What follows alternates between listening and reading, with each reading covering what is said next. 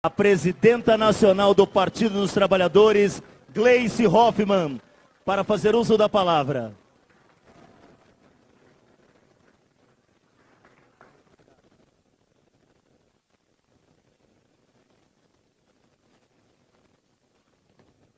Bem, bom dia. Bom dia aos companheiros, companheiras, parlamentares, deputados, deputadas, senadores, senadoras, nossos líderes da Câmara, do Senado, nossos presidentes e presidentas de partido que estão aqui. Bom dia também à imprensa que está nos acompanhando. E é uma alegria muito grande a gente estar aqui com vocês no dia de hoje. Primeiro eu quero começar agradecendo o empenho de cada um e de cada uma de vocês por a gente ter chegado até aqui. Foi uma eleição dura, disputada, mas nosso pessoal esteve firme na luta, cabeça erguida, peito firme e a gente venceu. E venceu porque o povo brasileiro quer mudança nesse país. E nós vamos começar essas mudanças. E para que elas aconteçam, nós vamos precisar ter no Senado da República e na Câmara dos Deputados nossas bancadas atuantes, nossas bancadas sempre em alerta e trabalhando muito para que a gente possa fazer as mudanças legislativas que o país precisa e dar sustentação a esse governo. Por isso, tanto o nosso vice-presidente Geraldo Alckmin como pediram que a vinda deles a Brasília, essa primeira vinda, além da visita às instituições, que foi muito importante para a gente resgatar a normalidade das relações nesse país, a gente pudesse, eles pudessem se reunir com as bancadas dos partidos que estão nos apoiando. Nós temos hoje 14 partidos no processo de transição do governo. E isso, com certeza, é reflexo, né, da necessidade que nós temos de fazer essa frente para as mudanças que nós precisamos. Então, eu quero agradecer muito aos presidentes de partido e aos nossos líderes que estão aqui. O trabalho vai ser árduo, mas vai valer a pena. Nós vamos devolver esse país às mãos do povo brasileiro com desenvolvimento e inclusão social. Então, muito obrigada, companheiros e companheiras, por vocês estarem aqui com a gente. E podem contar conosco na condução agora da transição. Nosso vice-presidente vai falar um pouco sobre isso, como que estão os trabalhos. Sei que às vezes tem ansiedade de participação, de presença. A gente pede um pouquinho de calma a todos, porque nós estamos organizando o processo. Mas podem ter certeza, todos aqueles que estão junto conosco vão participar da estruturação, da transição e também do processo do novo governo. Então, muito obrigada.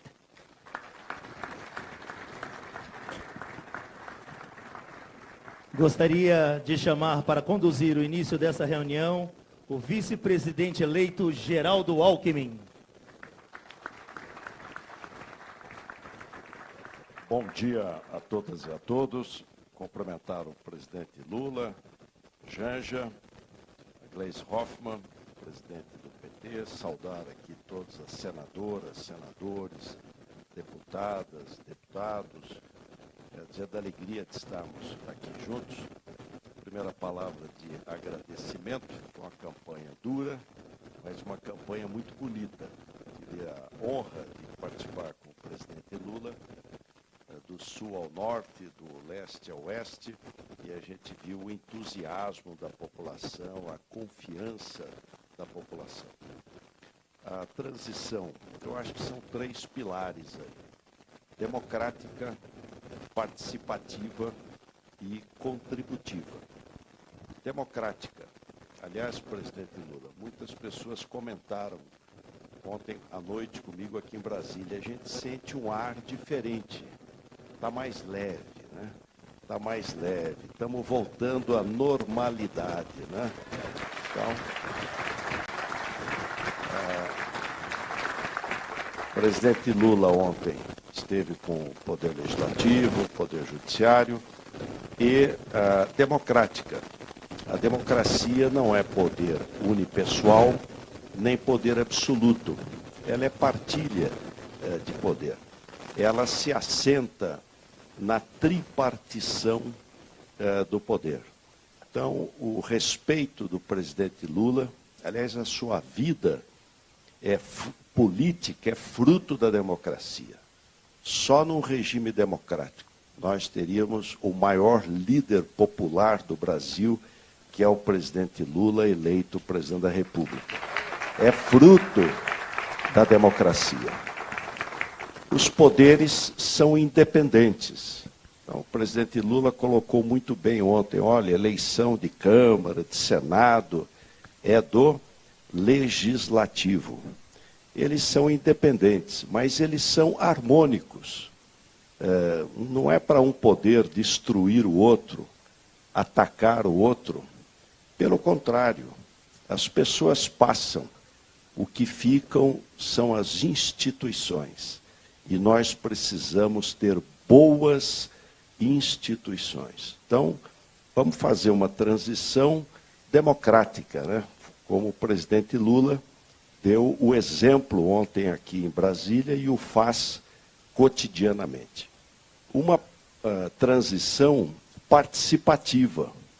A Gleisi Hoffmann colocou 14 partidos que participam, né, colaboram, ideias, propostas. Essa é uma tarefa coletiva, né? A transição é um período para a gente ter essa participação. Ouvir bastante, né? Dialogar bastante. Quem ouve mais erra menos, né? Então, interagir com a política, a boa política e a sociedade civil organizada. O governo moderno está permanentemente interagindo, né, ouvindo, estimulando a participação. E nós tivemos uma frente democrática bastante ampla e que no segundo turno ainda se fortaleceu ainda mais e agora nessa nova fase. E uma transição contributiva. O programa já foi delineado na proposta da campanha. O que se tem que fazer é cumpri-lo. Mas há que se fazer uma transição para que essa corrida de bastão, essa transferência de bastão, não interrompa a corrida. Porque o Brasil tem pressa, né? Para combater a fome, para melhorar a vida da população, para crescer, para ter emprego, para ter renda. É uma fase de levantar dados, antecipar questões, ganhar tempo, buscando eficiência nesse trabalho para, sob a liderança do presidente Lula, 1º de janeiro, mãos à obra, trabalho e realizar as aspirações da nossa população. Então, a gente fica muito feliz de estar aqui. Estou até matando saudades aqui, presidente, vendo tantos senadores e deputados do nosso tempo de deputado federal. Ontem nós ganhamos da presidente do Supremo, a ministra Rosa Weber, a Constituição atualizada, novinha, saindo do forno lá. E aí eu fui verificar lá. Estava lá na letra L, Luiz Inácio Lula da Silva. Na letra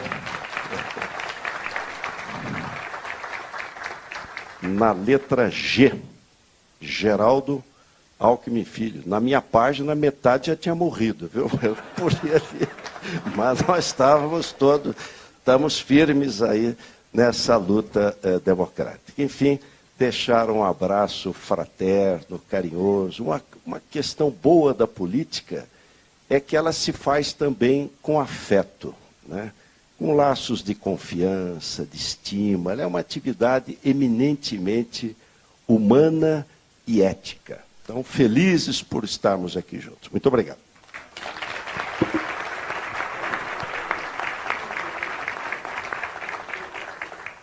Convido agora para usar a palavra o presidente eleito Luiz Inácio Lula da Silva. Não adianta pedir para o Alckmin falar um discurso mais longo que ele não fala. Eu lá atrás falei, Alckmin, você não tem que fazer discurso telegráfico que você fazia nos comícios. Aqui é uma reunião de pessoas, sabe, mais qualificadas do ponto de vista político. Você pode falar um pouco mais. Mesmo assim, ele foi telegráfico, como sempre.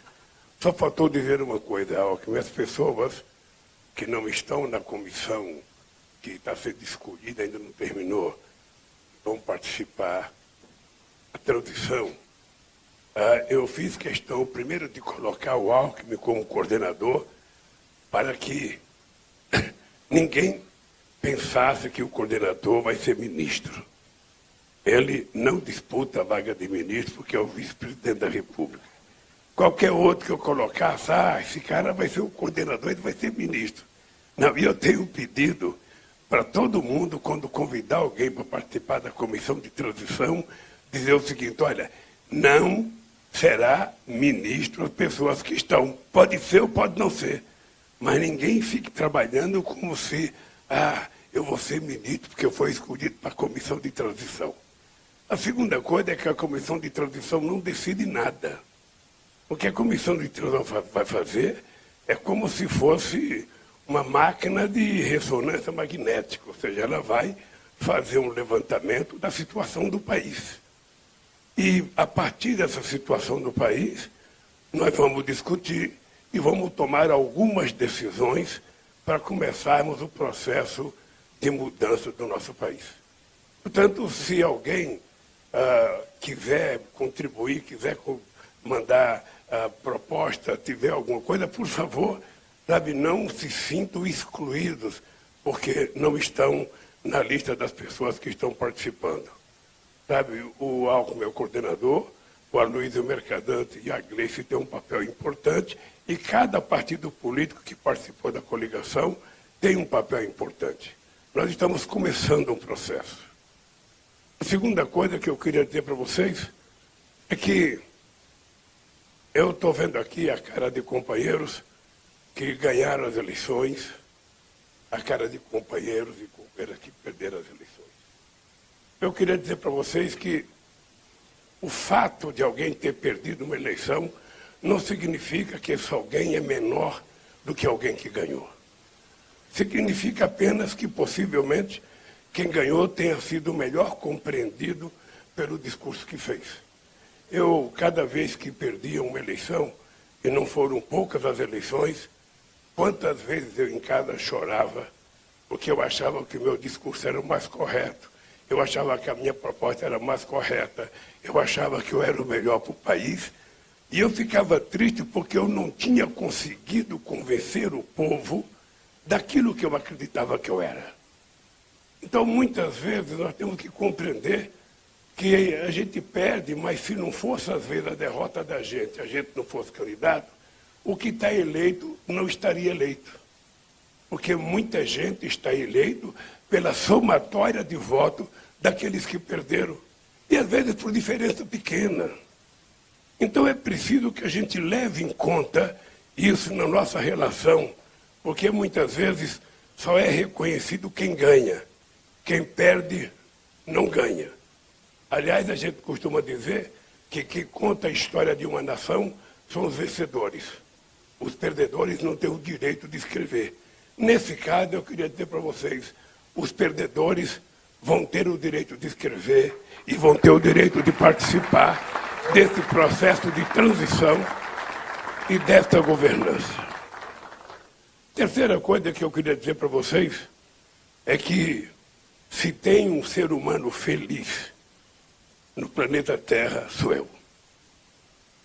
Eu estou muito feliz porque eu sempre acreditei em Deus e eu acho que depois de tudo que aconteceu comigo, depois de tudo, eu me sinto como se eu estivesse sendo ressuscitado. Sabe, muita gente não imaginava que a gente pudesse estar vivendo esse momento agora. E nós estamos vivendo esse momento não por mérito pessoal de qualquer pessoa que esteja aqui, mas pelo mérito e pelo compromisso coletivo que nós temos com o povo brasileiro e pela grandeza política do povo mais humilde e mais pobre desse país.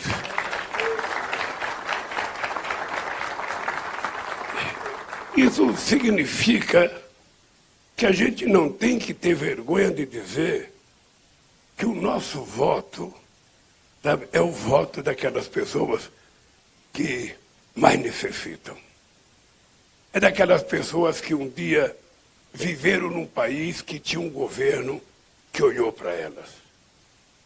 que governou prioritariamente para elas, sem esquecer da responsabilidade e da participação de outros segmentos da sociedade. E às vezes eu não fico chateado quando algumas pessoas não compreendem, ou seja, quem nasce no centro de Salvador, quem nasce no centro de Recife, quem nasce no centro de São Paulo, quem já nasce no asfalto, com luz elétrica, com água encanada, sabe, não tem noção do que é fazer política para o povo pobre nesse país. As pessoas não têm noção do significado, sabe, de uma cisterna. Parece uma coisa trivial para quem tem água encanada, quem lava a calçada com a torneira com água potável, quem lava carro com água potável, sabe? Parece bobagem. Por que fazer 1.400.000 cisternas? O que se interessa à economia brasileira? O que isso representa para o PIB? A gente não pensa no PIB quando a gente faz isso. A gente não pensa na economia ou na macroeconomia. A gente pensa na sobrevivência da espécie humana que o Estado tem a obrigação de cuidar e dar a possibilidade da igualdade de condições para as pessoas. E eu acho que vocês e os milhões de brasileiros que votaram outra vez, votaram por conta disso. Votaram porque vocês acreditam que, embora a gente tenha que governar para todos, a gente tem que tratar prioritariamente as pessoas mais necessitadas. A gente tem que discutir o mundo do trabalho. Você não pode viver num mundo, sabe, em que os trabalhadores parece que são microempreendedores, mas que trabalham como se fossem escravos, sem nenhum sistema de seguridade social para protegê-los no infortúnio. Os empresários que ficaram chateados porque nós falamos que vamos rediscutir a legislação trabalhista, a verdade é que nós vamos ter que discutir a relação capital e trabalho no século XXI. Quem é empresário sério, quem é sindicalista sério, sabe que a gente não poderia ficar no século XXI tratando apenas da lei feita em 1943. Mas a gente também não pode abdicar daquilo que era conquista e que dava segurança ao ser humano mais humilde. Alguns direitos que foram tirados dos trabalhadores. Parece pouco, mas a reforma na aposentadoria fez com que um trabalhador que receberia normalmente R$2.000 vai receber R$1.300 agora. Parece pouco que uma mulher que poderia receber R$2.000 de pensão do marido vai receber metade disso. Ora, por que as pessoas são levadas a sofrerem por conta de garantir a tal da estabilidade fiscal nesse país? Por que toda hora as pessoas falam é preciso, sabe, cortar gasto? É preciso fazer superávit. É preciso fazer teto de gasto. Por que as mesmas pessoas que discutem com seriedade o teto de gasto não discutem a questão social desse país? Por que o povo pobre não está na planilha da discussão da macroeconomia? Por que a gente tem meta de inflação e não tem meta de crescimento? Por que a gente não estabelece um novo paradigma de funcionamento nesse país? Eu quero dizer para vocês que a única razão que eu tenho de voltar a exercer o cargo de presidente é tentar restabelecer a dignidade do nosso povo. E a prioridade zero, outra vez, o mesmo discurso que eu disse em dezembro de 2003, de 2002. O mesmo discurso. Não tem que mudar. Não tenho que mudar uma única palavra. Eu quero dizer para vocês, se quando eu terminar esse mandato, cada brasileiro estiver tomando café, estiver almoçando e estiver jantando, outra vez, eu terei cumprido a missão da minha vida.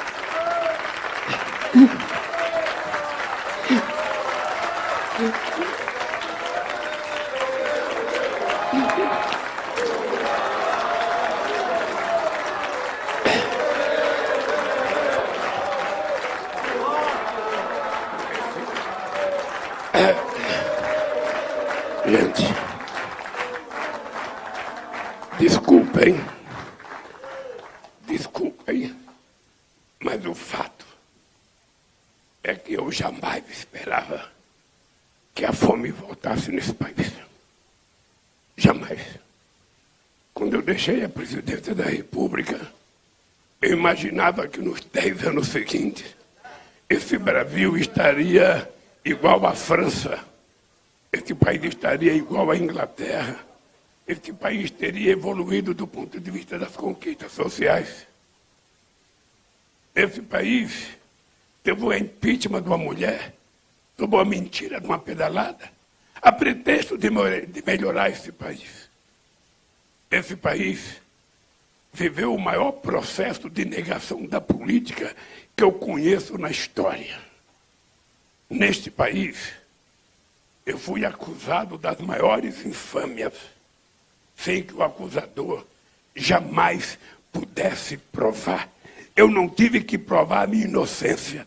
Eu tive que provar a culpa de quem me acusou. Eu tive que provar a culpa do Moro. Eu tive que provar a culpa do Dallagnol. E graças a Deus conseguimos provar. E nós votamos por isso. Porque esse país é o terceiro produtor de alimento do mundo. Esse país é o maior produtor de proteína animal do mundo. Esse país pode efetivamente garantir que cada cidadão possa comer. Não há explicação.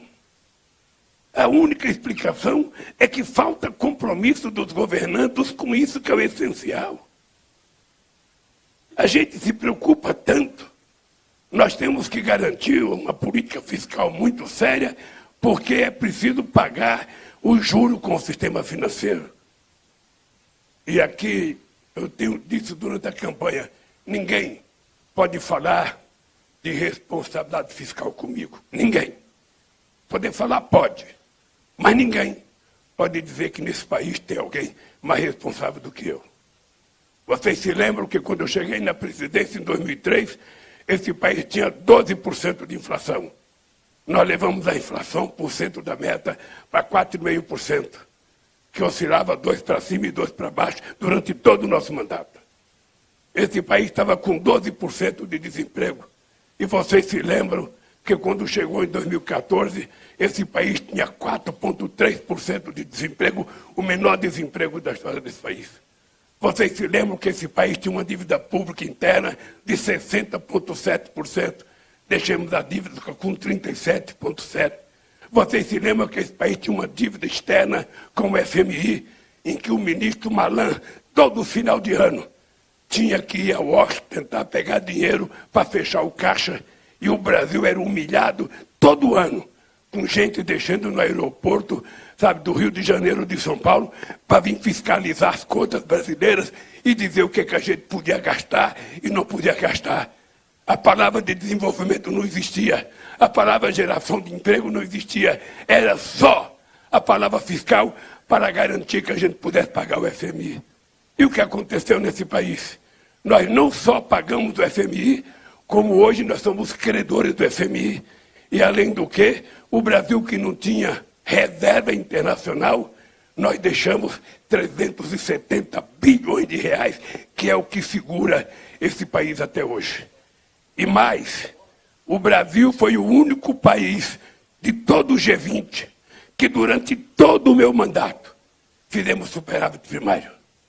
E eu tive até gente do PT que saiu do PT, porque eu levei o superávit primário para 4,25%, de 3,75% para 4,25%. Porque eu tinha consciência que eu precisava conquistar uma coisa chamada credibilidade, que tem 3 palavras que quem é governo, quem se elegeu governo, coloque na cabeça. Tem 3 palavras sem as quais você não consegue governar. Primeiro é a questão da estabilidade. Primeiro é a questão da credibilidade. Um presidente da República, quando ele fala, é necessário que ele fale para ser entendido, compreendido e aceito como sério o que ele está propondo. Segundo, é preciso garantir estabilidade. Estabilidade. E somente o Estado é que pode tomar decisões de garantir a estabilidade política, a estabilidade econômica e a estabilidade jurídica e a estabilidade social. Terceira, a questão da previsibilidade. A sociedade não pode ser pega de surpresa. Eu vou dar 2 exemplos do que é falta de previsibilidade. Vocês estão vendo que ainda tem na frente de quartéis algumas pessoas inconformadas com o resultado eleitoral. Por conta de toda a denúncia, de toda a fake news, de todas as mentiras contadas sobre o processo eleitoral, de que as urnas eletrônicas não eram sérias. Eu me reporto ao Saddam Hussein, dizendo que tinha que enfrentar os Estados Unidos, porque os Estados Unidos diziam que ele tinha armas químicas e ele não tinha coragem de dizer que não tinha armas químicas. E ontem aconteceu uma coisa humilhante, deplorável para nossas Forças Armadas. Um presidente da República, que é o chefe supremo das Forças Armadas, não tinha o direito de envolver as Forças Armadas a fazer uma comissão para investigar urnas eletrônicas, coisa que é da sociedade civil, dos partidos políticos e do Congresso Nacional. E o resultado foi humilhante. Foi humilhante. Eu não sei se o presidente está doente, não sei o que está, mas ele tem a obrigação de vir à televisão e pedir desculpas à sociedade brasileira e pedir desculpas às Forças Armadas por ter usado as Forças Armadas, que é uma instituição séria, que é uma garantia para o povo brasileiro contra possíveis inimigos externos, fosse humilhada apresentando um relatório que não diz nada, nada, absolutamente nada daquilo que ele durante tanto tempo acusou. Um presidente da República, ele pode errar, mas ele não pode mentir. Não é aceitável que um presidente da República minta para o seu povo. E nós ontem acabamos de provar que um presidente que tinha sido eleito 5 vezes deputado pela urna eletrônica, que teve seus filhos eleitos pela urna eletrônica, colocasse em dúvida a urna eletrônica. Exatamente porque ele sabia que ele ia perder as eleições. Ele tinha certeza que ele ia perder. E vocês sabem que não foi a disputa entre 2 homens.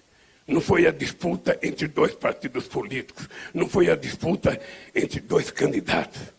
Foi a disputa entre um candidato e a máquina do Estado, porque ela foi utilizada na sua totalidade. A inteligência, a Polícia Federal, a Polícia Rodoviária, as polícias públicas de cada estado estiveram envolvidos, os empresários ameaçando, sabe? E mais ainda, gente, por isso que foi criado, proibido entrar com celular, porque tinha empresário querendo que o seu trabalhador fotografasse o seu voto para provar que tinha votado contra nós.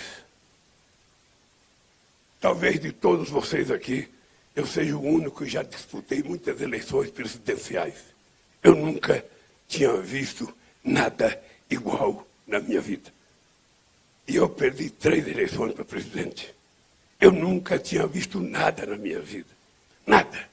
A indústria de mentiras que foi inventada desde as eleições do Trump nos Estados Unidos, a eleição de 2018 e agora, é uma coisa que é inimaginável que a gente possa fazer uma eleição num processo desse.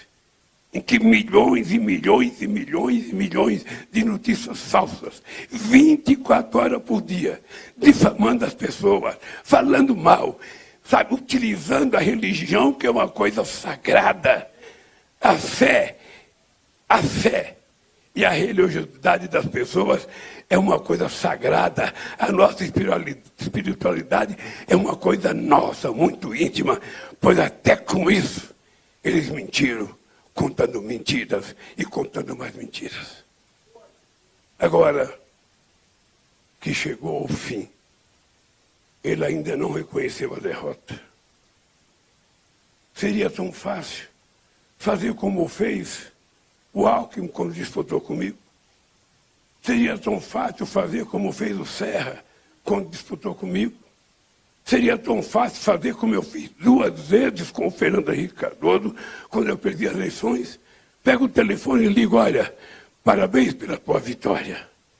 E anuncia ao país. Esse país tem um perdedor e tem um ganhador. Ele ainda não teve coragem de fazer isso, como Saddam Hussein morreu, sem ter coragem de reconhecer que o Iraque não tinha armas químicas. Ele afundou um país por conta de uma mentira que só ele acreditava. Portanto, o presidente Bolsonaro tem uma dívida com o povo brasileiro. Peça desculpa pela quantidade de mentiras que foi contada nessa eleição e pelas ofensas que fez à urna eletrônica, que é um modelo que o mundo inteiro teria que lutar. A maior economia do mundo está contando papelzinho até agora. Se ele conhecesse a Amazônia, ele ia saber que uma urna de uma cidade vai de canoa para a capital, demora 3 dias dentro de uma canoa. Se ele conhecesse o Brasil, ele não recusaria e não ousaria discutir a legitimidade das urnas eletrônicas. Portanto, ontem eu vim aqui para visitar as instituições brasileiras para dizer o seguinte: a partir de agora, vocês vão ter paz, porque vocês não vão ter um presidente desaforado querendo intervir na Suprema Corte, querendo intervir na Justiça Eleitoral, querendo intervir no Congresso. Ou seja, não é possível. Não é possível.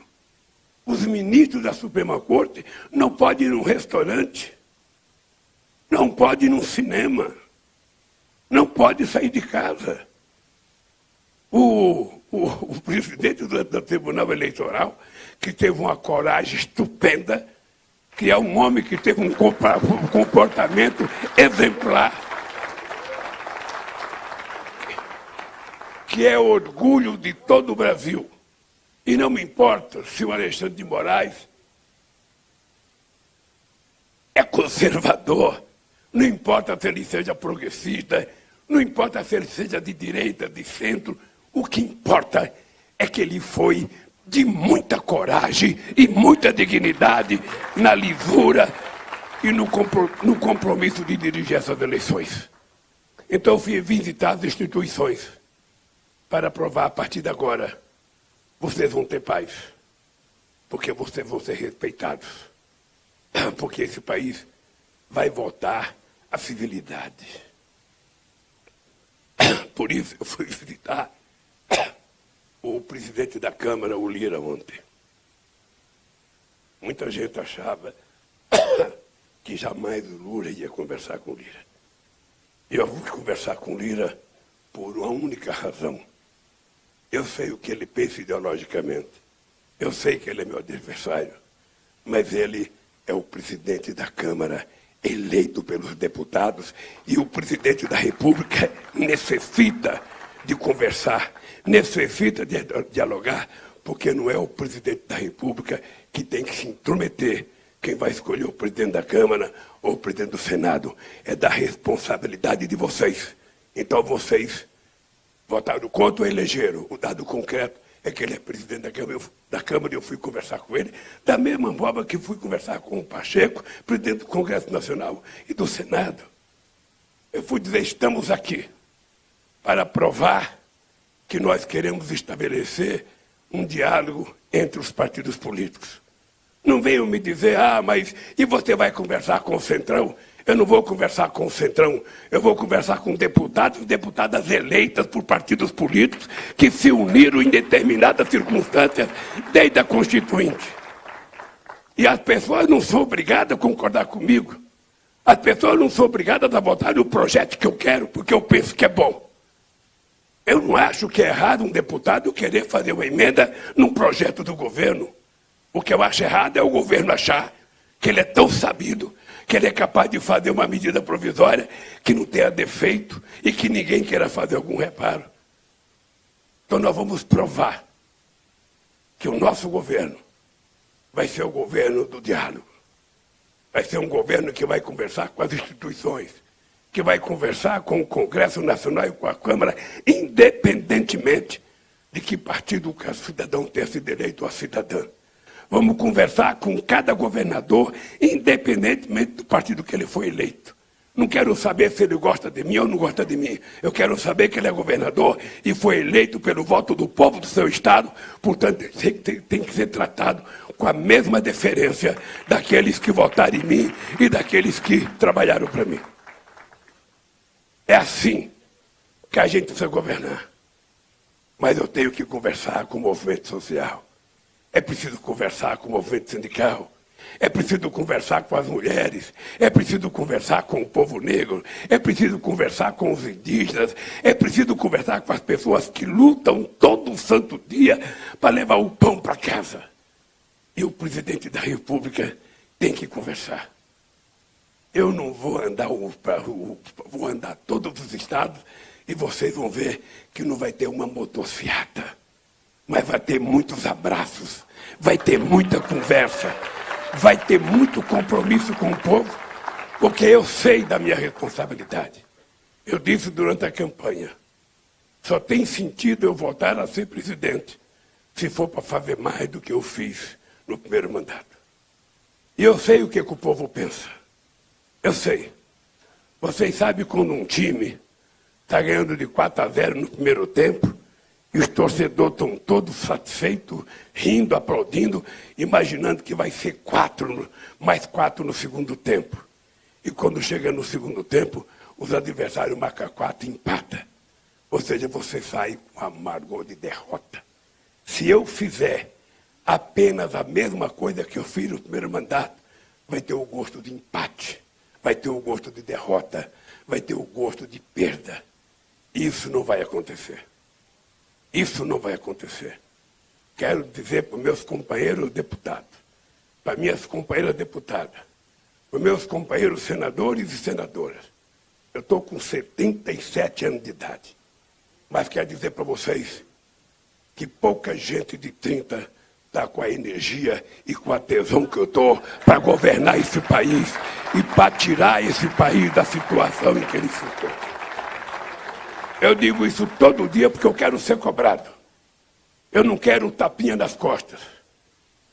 Amigo é aquele que vem e fala a verdade para você. Errou, cobra. Fez coisa errada, cobra. Porque senão a gente não acerta. E é assim que eu quero governar esse país. Eu quero pagar uma dívida social que todos nós temos com o povo brasileiro. Não é só o Estado, somos nós. Nós que tomamos café de manhã, nossos filhos que tomam café de manhã, nós que podemos ir num shopping, nós que podemos comprar o que a gente quiser para comer, nós temos uma dívida. Nós temos que estender a mão para trazer essas pessoas que não tiveram. E não são porque elas são burras, que muita gente pensa, eles são burros, eles não estudaram, eles não sei das contas. Não, eles não são burros, eles não tiveram a oportunidade que nós tivemos. Eles não tiveram a possibilidade de ter acesso a uma profissão. Esse país não acreditava na educação. Esse país não acreditava na educação. Eu digo todo debate, o Peru teve a sua primeira universidade em 1554. E o Peru foi descoberto 8 anos antes do Brasil. Em 1554 ele já tinha, o nosso país foi ter a primeira em 1920. Não porque o governo estivesse preocupado com a educação do povo, é porque o rei da Bélgica ia visitar o Brasil e precisava receber um título de doutor honoris causa. Então eu tenho orgulho. Eu e o Zé Alencar, 2 quase que analfabetos, passamos para a história como os 2 homens que mais investiu em educação nesse país. Mais. Mas a dívida nossa é muito grande com a educação. Agora mesmo a gente está vendo milhões de crianças pobres que não têm celular, que não têm computador, que não têm acesso à internet por conta da pandemia, voltaram para a escola menos sabidos do que estavam. E nós precisamos fazer uma verdadeira revolução para recuperar a capacidade, sabe, do aprendizado dessas crianças. Então, o nosso compromisso é muito simples. É reconstruir esse país. A democracia está de volta. A civilidade está de volta. Esse povo vai ser ouvido. Esse povo vai ter o direito de dar palpite naquilo que nós temos que fazer. Quero dizer para vocês que as empresas públicas brasileiras serão respeitadas. A Petrobras não vai ser fatiada. Quer dizer que o Banco do Brasil não vai ser privatizado, a Caixa Econômica e o BNDES, o BNB e o BADA voltarão a ser banco de investimento. Banco de investimento, inclusive para pequenos e médios empreendedores. Porque muita gente, ou de má fé, ou por esquecimento, esqueceu de dizer que foi no nosso governo que nós criamos a Lei Geral da Pequena e Média Empresa e que foi no nosso governo que nós criamos o Simples. E que foi no nosso governo que a gente fez o maior financiamento da securitização da dívida dos agricultores brasileiros, 89 bilhões de reais na medida provisória 452 de 2008. Então, quando as pessoas falam, mas os ruralistas estão com bronca, eu quero conversar para saber por que a bronca. Por que a bronca? Porque no nosso tempo, um empreendedor do agronegócio comprava um trator por 2 ou 3% de juros ao ano. Hoje está pagando 18%. Então eu quero saber qual é a bronca. Quero dizer para vocês que nós não vamos facilitar a compra de armas, mas sim a compra de livro nesse país.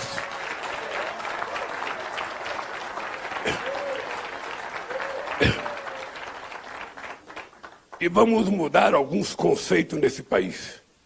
Muitas coisas que são consideradas como gasto nesse país, nós temos que passar a considerar como investimento.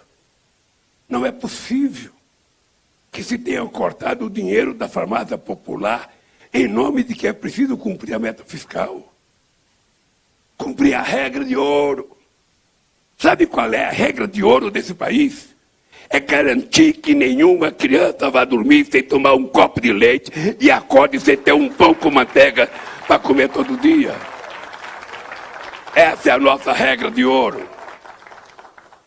É o compromisso em fazer com que esse país maravilhoso tenha o povo voltando a sorrir. Uma vez, companheiro, eu vou contar isso para terminar, quando eu criei o Brasil Sorridente. A coisa que mais me incomodava é que quando eu ia para a periferia de São Paulo, quando eu ia para o sertão nordestino, às vezes tinha meninas de 16 anos, de 18 anos, sabe, rapazes, gente bonita, quando dava um sorriso, não tinha nenhum dente na boca. Não tinha um dente na boca. E por quê? Porque não podia ir num dentista ou não tinha dentista. Nós criamos o Brasil Sorridente para que o povo pobre pudesse fazer um tratamento e não perder os seus dentes na infância. A gente vai ter que voltar com dentista nas escolas. Com dentista nas escolas para que as crianças não tenham cárie de qualquer jeito. Para que a gente possa começar a recuperar, sabe, antes que não tenha mais jeito. E eu posso garantir para vocês que a coisa mais barata num país é cuidar dos pobres. É a coisa mais barata. A coisa mais cara é garantir que o sistema financeiro receba aquilo que o Estado lhe deve. A coisa mais cara é aquele dinheiro que é inútil, sabe, que você não tira proveito dele. Você veja uma coisa, gente.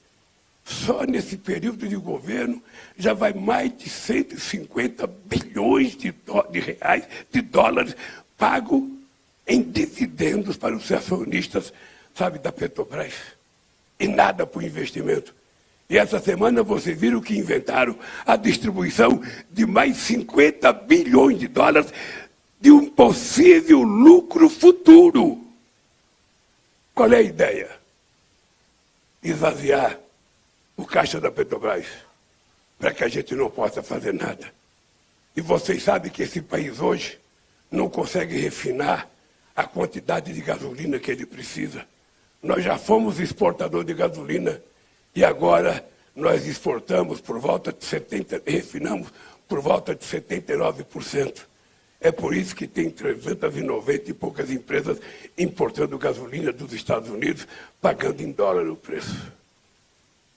Agora eu estou sabendo que eles vão pegar, mas não sei quantos bilhões do BNDES, agora, antes da nossa posse, para que também deixe o BNDES vazio, para que a gente não tenha capacidade de investimento. E eu quero terminar dizendo para vocês, depois de tudo que aconteceu comigo, eu sou um homem sem mágoa, sem ressentimento, mas um homem com muito compromisso. Eu quero que vocês saibam que eu só tomei a decisão de votar porque eu acreditava que nós vamos ter condições de fazer esse país voltar a sorrir outra vez, fazer as pessoas terem esperança. Em 2008, a ONU fez uma pesquisa. O povo brasileiro era o povo mais alegre do mundo e era o povo que tinha mais esperança do mundo. Faça uma pesquisa hoje, que vocês vão ver. Agora começou a melhorar. As pessoas já estão dormindo mais tranquilas. As pessoas já estão acreditando, sabe, que a democracia voltou com os braços abertos para dar a cada um de nós a sensação e o prazer de felicidade, a sensação e o prazer de que nós seremos capazes de recuperar a civilidade nesse país. Cada companheiro deputado, cada companheira deputada, pode ficar certa que nós vamos conversar com o Congresso Nacional. Vamos conversar porque o Congresso Nacional tem todos os defeitos que cada um de nós queira que tenha. Mas esse país já foi muito pior quando a gente não tinha Congresso Nacional, que ele tinha sido fechado. É melhor um debate caliente, um debate nervoso das divergências nossas, do que o silêncio profundo do medo da baioneta que esse país já experimentou. Lamentavelmente, Alckmin, tem gente, uma minoria que está na rua pedindo. Ele não sabe nem o que pede, mas estão pedindo. Eu, se pudesse dizer para essas pessoas, voltem para casa. Democracia é isso, um ganha, o outro perde. Um ri, o outro chora. É assim em qualquer esporte, é assim em qualquer política. Quantas vezes eu chorei porque perdi? Quantas vezes cheguei em casa achando que tudo tinha acabado para mim? E hoje eu descubro que uma derrota é apenas um incentivo para eu me preparar melhor para outra disputa eleitoral. Então, se vocês estiverem ouvindo pela internet, voltem para casa. Não sejam violentos com crianças. Não sejam violentos com quem pensa diferente de vocês. Vamos respeitar quem não é igual a gente. Vamos respeitar quem não pensa como nós pensamos. Vamos respeitar quem não gosta da música que nós gostamos. Vamos respeitar quem não gosta do candidato que nós gostamos. A democracia é isso. É a gente viver democraticamente na diversidade. Eu não peço para ninguém gostar de mim. Eu só peço para as pessoas respeitem o resultado eleitoral, porque nós vencemos as eleições e vamos recuperar esse país. E vou precisar muito de vocês. Vou precisar muito de cada um de vocês. Portanto, um abraço. Um abraço. Eu estou viajando segunda-feira para o Egito, sabe? Já vou ter no Egito mais conversa com lideranças mundiais num único dia do que o Bolsonaro teve em 4 anos. Ou seja, porque uma das coisas que nós vamos fazer é recolocar o Brasil no centro da geopolítica internacional. Vocês não têm noção. Vocês não têm noção. A expectativa que o Brasil está gerando no mundo. A expectativa. A expectativa é tão grande que o Putin ligou, que o Zelensky ligou. A expectativa é tão grande, sabe, que num único dia eu recebi 26 telefonemas, coisa que o Bolsonaro, sabe, talvez não tenha recebido nenhum. Eu não quero arrumar inimigo. O Brasil é um país que, historicamente, o último contencioso nosso foi com a Guerra do Paraguai. Eu não quero guerra. Eu quero paz. Eu não quero ódio. Eu quero amor. Eu não quero arma. Eu quero cultura e quero livre. Eu não quero cadeia. Eu quero escola. É esse país que eu peço a vocês, ajudem-nos a construir. Um abraço, companheiros.